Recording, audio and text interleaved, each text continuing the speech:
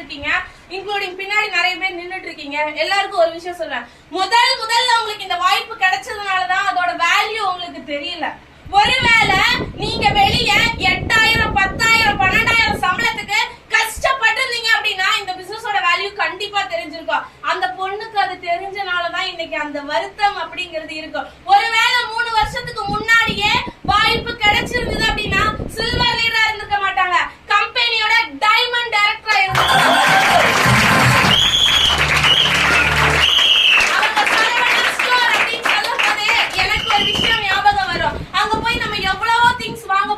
அந்த பசங்க கிட்ட ஏதாவது எடுத்து கேட்கும் போது அதுங்க அப்பதான் போய் உட்காரு. ஏதாவது கேமரா இல்லாத பக்கத்துல போயிட்டு கால் வலிக்குது, நான் காலையில இருந்து நின்னுட்டு இருக்கேன் அப்படின்னு சொல்லி உட்கார்ந்து நிறைய பேர் போவீங்க, பாத்திருப்பீங்க.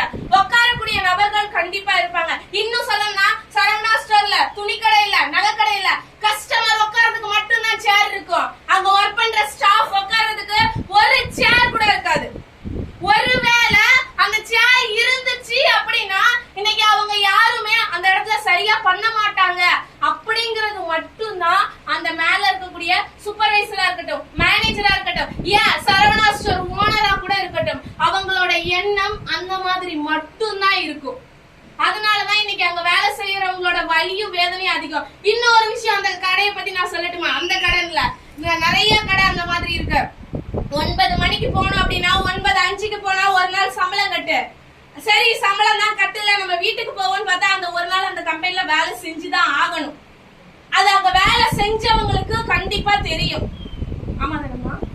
அந்த மாதிரிதான் அங்கனில எல்லா துணி கடையிலயும் அப்படிதான், எல்லா நகை கடையிலயும் அப்படிதான். ஆனா அவங்க காலையில 9 மணிக்கு போயிட்டு, அதுவும் அந்த ஹாஸ்டல் பசங்கன்னா 12 மணி வரைக்கும் கடை பூட்டுற வரைக்கும் வேலை பார்த்துதான் ஆகணும்.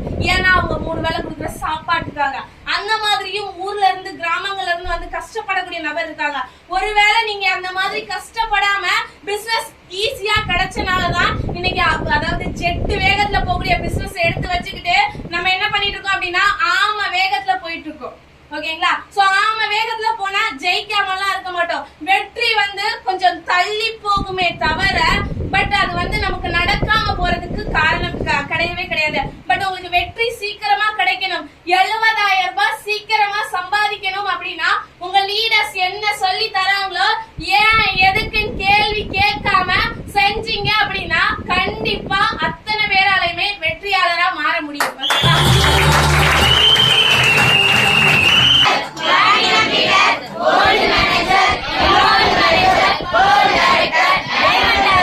ஓகே, அப்ப நம்ம இப்ப யாரை இன்வைட் பண்ண போறோம்? பிளாட்டினம் லீடரை இன்வைட் பண்ண போறோம். சோ இவங்க ஃபர்ஸ்ட் யார் அப்படின்னு பாத்தீங்க அப்படின்னா இவங்கள பத்தி சொல்லணும் அப்படின்னா பிசினஸ்ல அவங்கள நான் எப்படி அவங்கள பத்தி சொல்றதுக்கு நிறைய விஷயங்கள் இருக்கு. நான் அவங்க கூட நல்லா பேசியிருக்கேன், மிங்கிள் ஆயிருக்கேன், நிறைய விஷயங்கள் எனக்கு அவங்கள பத்தி நிறைய தெரியும். பட் அவங்கள பத்தி எனக்கு ஒரு விஷயம் சொல்லணும். நீங்க ஒரு ஹவுஸ் ஒய்ஃபா இருந்து எனக்கு அது கூப்பிடுறதுல ரொம்ப ரொம்ப ரொம்ப ரொம்ப பெருமை. ஏன்னா எனக்கு தெரிஞ்சு இந்த இண்டஸ்ட்ரியில ஹவுஸ் ஒய்ஃப் ஜெயிக்கிறதும் ரொம்ப ஈஸி, யங்ஸ்டர்ஸ் ஜெயிக்கிறதும் ஈஸி. ஏன்னா கம்ஃபர்டபுளான டைமிங். வெளி உலகத்துல அவங்களுக்கு அந்த கம்ஃபர்டபுள் அப்படிங்கிறது கிடையவே கிடையாது. ஆனா அவங்களுக்கு இந்த பிசினஸ் எந்த அளவுக்கு பிடிச்சிருந்தது அப்படின்னா இன்னைக்கு அவங்களும் போகக்கூடிய ஸ்டூடெண்ட் மாதிரி அந்த யூனிஃபார்ம் ட்ரெஸ் கோட். ஒருவேளை அவங்களுக்கு டிகிரி எல்லாம் படிக்கலன்னு நினைக்கிறேன். எனக்கு தெரிஞ்சு அவங்க டிகிரி படிக்கல, 12th இதெல்லாம் படிச்சிருக்காங்க. பட் அவங்களுக்கு ஒரு ஆசை இருக்கும்ல, கண்டிப்பா எல்லா ஹியூமன் பீயிங்க்குமே அந்த ஆசை இருக்கும். நான் காலேஜ் போயிருந்தா நான் இப்படி போயிருந்துருக்கணும், அப்படி போயிருக்கேன். ஆனா அவங்க இதை வந்து காலேஜா நினைச்சுதான் வராங்க. அவங்களுக்கு இது வந்து ஆபீஸ் எல்லாம் கிடையாது. அவங்க இப்பதான் காலேஜுக்கு போற மாதிரி இன்னைக்கு வந்துட்டு இருக்காங்க. இன்னைக்கு அவங்க இந்த பிசினஸ் எடுத்தது ஹஸ்பண்டுக்கு ஏதோ ஒரு சப்போர்ட்டா இருக்கணுமான்னு கேட்டா கண்டிப்பா கிடையாது. அவங்க தேவைய அவங்க பூர்த்தி பண்ணிக்கணும் அப்படின்னு சொல்லி இன்னைக்கு பிசினஸ் எடுத்த நபர் தான். பட் இன்னைக்கு நிறைய இன்கம் சம்பாதிச்சிட்டு இருக்காங்க. அவங்களோட வெற்றி வந்து எப்படின்னா எட்டி பறிக்கிற தூரத்துல இருந்தது 2 வாரமா. அதாவது 8 பேர் மேட்ச் பண்ணி அவங்க வந்து மிஸ் ஆகி போனாங்க. பட் இந்த வாரம் வந்து பாத்தீங்க அப்படின்னா கண்டிப்பா நான் அடிச்சே ஆவேன் அப்படின்னு சொல்லி அப்படி அந்த டார்கெட் வச்சு குறி வச்சு அடிச்ச ஒரு நபர். சோ அவங்கள இன்வைட் பண்றதுல எனக்கு ரொம்ப ப்ரௌட். யார் அப்படின்னா கூப்பிடலாமா? யாருக்காவது ஆர்வமா இருக்கா அவங்கள பார்க்கணும்னு அவங்க கூட்டும் போது அவங்களுக்கு எப்படி பாராட்டு கொடுக்கணும் ஒரு ட்ரையல் பார்த்துருவோமா?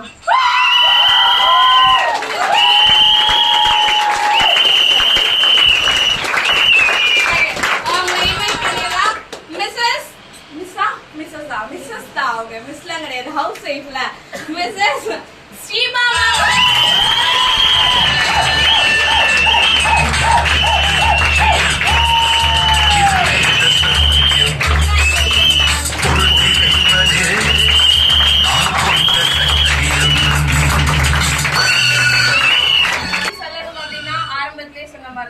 பிசினஸ் எடுத்துட்டாரு, சில்வருக்கும் வந்தாரு, ஸ்மார்ட்டுக்கும் வந்தாரு, இப்ப வரணும்ல பிளாட்டினம்க்கும். ஏன்னா சில்வருக்கே பேசாம போயிருந்தாருல. இப்ப அவரோட ஸ்பீச் நான் வந்து கேட்டே ஆகணும். ஏன்னா நல்லா சிரிப்பாரு, ஜாலியா பேசுவாரு. பட் அவருக்குள்ளேயும் பல கஷ்டங்கள் இருக்கு, பல விஷயங்கள் இருக்கு. இன்னைக்கு ஆனா பிசினஸ் எடுத்து ஷார்ட் பீரியட்ல நல்லா பண்ணிட்டு இருக்கக்கூடிய ஒரு நபர் பி. ஜெயகணேசன்.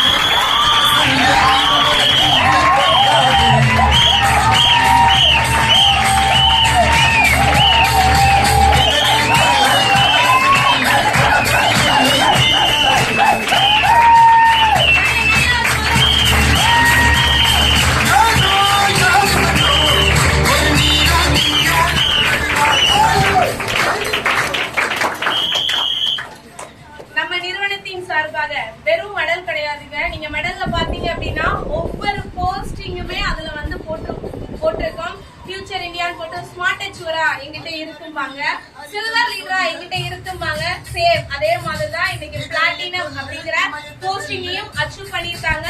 சோ வாங்க ஸ்ரீமா மேம்க்கு ஃபர்ஸ்ட்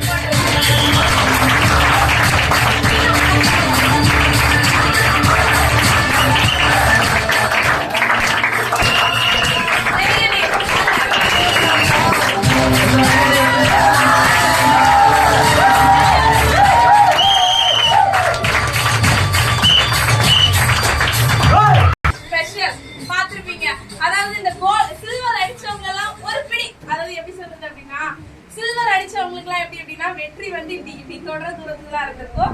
ஏதோ ஒரு நூல் இலையில தான் அது என்ன இருக்கும் அப்படின்னா மிஸ் ஆயிருக்கும். சோ அந்த மாதிரி மிஸ் ஆன நபர்கள் கண்டிப்பா அவங்க மிஸ் ஆயிருக்கு அப்படின்னா கண்டிப்பா அடுத்த வாரம் நீங்க பிளாட்டினம் அடிக்கிறதுக்காக தான். ஏன்னா தொடர்ந்து மேம் வந்து 2 வாரமா சில்வர் சொல்லி 5800 இன்கம் வாங்கினாங்க. பட் இந்த வீக் பாத்தீங்க அப்படின்னா 7000 இன்கம் வாங்க முடியும்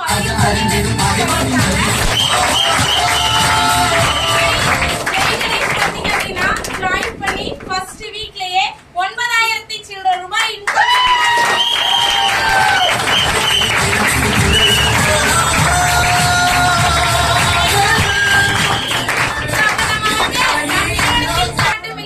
நிறுவனத்துல எப்ப யார் போஸ்டிங் பண்ணாலுமே செலிப்ரேஷன் அப்படிங்கிறது கண்டிப்பா இருக்கும். பட் இன்னைக்கு வந்து பாத்தீங்க அப்படின்னா ரியல் டைமண்ட் டைரக்டர் கொஞ்சம் அவரு தூங்கிட்டாரு. சோ அவரு சார்பாக பிளஸ் என் சார்பாகவும் நிறுவனத்தின் சார்பாகவும் 2 பேருக்கும் மாலை மரியாதை செலிப்ரேஷன் பண்ணிடலாமா?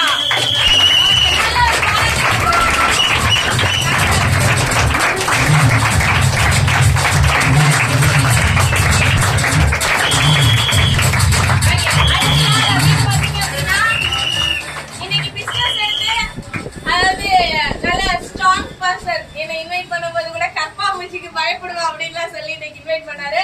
பட் இன்னைக்கு அவர் வந்து அவரை பிசினஸ்ல எடுக்கும் போது அவருக்கு எனக்கு தெரிஞ்சு இந்த பிசினஸ் எடுத்து நான் நெகட்டிவ் ஆயிருக்கேன். அவரு நெகட்டிவ் ஆகி நான் பார்த்ததே கிடையாது. இந்த ஒன் இயர் ஆகுது. இந்த 1 இயர்ல அவர் பிசினஸ்ல என்னால ஆகாது, முடியாது, நடக்காது எப்படி சோமு சாரை நான் நெகட்டிவ் ஆகி பார்த்தது கிடையாதோ ஆரம்ப காலகட்டத்துல, அதே மாதிரி சசி சாரையும் நான் நெகட்டிவ் ஆகி பார்த்ததே கிடையாது. எது சொன்னாலும் மாத்திக்கிறேன், நடக்கும், கண்டிப்பா பண்றேன் அப்படின்னு மட்டும்தான் சொல்லுவாரு. நிறுவனத்தோட நியூ ரியல் எமரால்ட் மேனேஜர் ஆரோக்கிய சசி.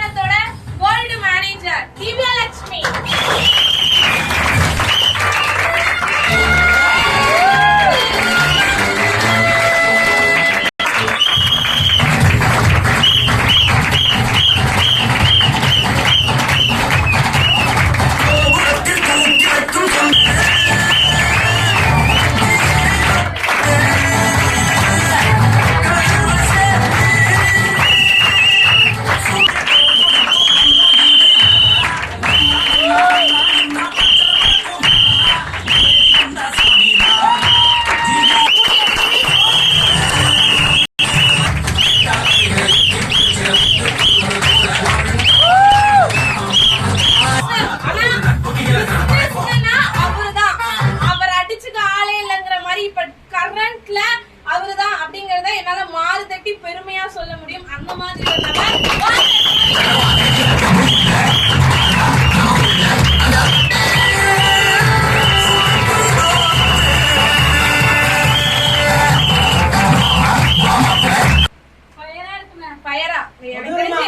இலக்கியா மட்டும் தான் ட்ரைனிங்ல இருக்குன்னு நினைக்கிறேன். மிச்சம் எல்லாரும் சும்மா உட்கார்ந்துருக்கீங்க.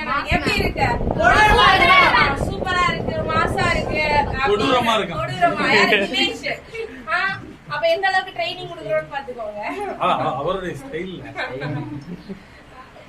அப்போ இன்னைக்கு ஸ்மார்ட் இருக்கா, சில்வர் இருக்கா, பிளாட்டினம் இருக்கா? எல்லாருக்கும் என்ன போஸ்டிங் அடிக்கணும்னு ஆசை இருக்கு? பிளாட்டினம் தான் அடிக்கணும்னு ஆசை இருக்கு. ஏன்னா இந்த மாலை மரியாதை செலிப்ரேஷன் 2 டைம் தான் கிடைக்கும். எல்லா டைம்லாம் கிடைக்காது, 2 டைம் தான். ஒண்ணு கல்யாணம் ஆகும்போது, இன்னொன்னு எவன் வந்து போடுறான் ஏன் நமக்கு தெரியாது, நம்ம கண்ணை மூடிட்டு படுத்திருப்போம். சோ அந்த மாதிரி ஒரு டைம் போடுவாங்க. சோ அப்ப வந்து யார் யாரெல்லாம் நம்ம திட்டிட்டு போறான்னு கூட தெரியாது, அந்த மாதிரி இருக்கக்கூடிய சிச்சுவேஷன். பட் இந்த இடைப்பட்ட டைம்ல எல்லாருக்குள்ள மாலை மரியாதை கண்டிப்பா கிடைக்கவே கிடைக்காது. அது குறிப்பிட்ட நபர்களுக்கு மட்டும்தான் கிடைக்கும். ஏன் அந்த குறிப்பிட்ட நபர்கள் அப்படின்னா, உங்களுக்கு ஒரு விஷயம் சொல்லணும் அப்படின்னா, நம்ம பிறக்கும் போதே லட்சக்கணக்கான நபர்களை கொண்டுட்டு தான் நம்ம பிறந்துரும். ஓகேவா? அதுலயே நம்ம யார் அப்படின்னு கேட்டீங்கன்னா வெற்றியாளர் தான். அப்ப ஃபியூச்சர் இந்தியா பிசினஸ் எடுத்துக்கக்கூடிய அத்தனை பேருமே யாரு? வெற்றியாளர்கள் மட்டும்தான். சோ அந்த வெற்றியாளர்கள்ல இன்னைக்கு 2 பேரு டாப் அப்படின்னு சொல்றதை விட இந்த வார ஹீரோ அப்படின்னு சொல்லலாம், இந்த வார மாஸ், குயின், கிங், என்ன வேணா சொல்லலாம். பட் இன்னைக்கு அவங்க வருமானத்தை இன்னைக்கு 700 ரூபாய் சம்பாதிக்கக்கூடிய நபரையும் காட்டினேன், 7000 ரூபாய் சம்பாதிக்கிற நபரையும் காட்டியிருக்கேன், 11000 ரூபாய் சம்பாதிக்கிற நபரையும் என்னால என்ன பண்ணிருக்கேன் அப்படின்னா காட்டியிருக்கேன். இன்னைக்கு யார் யாருக்கெல்லாம் கேள்வி இருந்ததோ அந்த கேள்வி எல்லாத்துக்குமே இப்ப கண்டிப்பா பதில் கிடைச்சிருக்கோம். ஆகுமா? காலையில இருந்து என்னடா நம்ம சும்மாவே உட்கார்ந்துட்டு இருக்கோம், பட் மேல இருக்கிறவங்க இந்த யூனிஃபார்ம் போட்டவங்க எல்லாருமே பரபரப்பா இருக்கிறாங்களே, கலர் ட்ரெஸ் போட்டவங்க எல்லாம் சும்மாவே இருக்கிறாங்களேங்கிறது நிறைய பேருக்கு கேள்வி இருந்திருக்கும். அந்த கேள்விக்கு எல்லாம் கண்டிப்பா உங்களுக்கு இப்போ கொஞ்சம் கொஞ்சமா பதில் என்ன ஆயிட்டே இருக்கும் அப்படின்னா கிடைச்சுக்கிட்டே இருக்கும். ஓகேங்களா? சோ இன்னைக்கு இவங்க 2 பேருக்கும் நல்ல ஒரு பாராட்டு கொடுத்துடலாமா?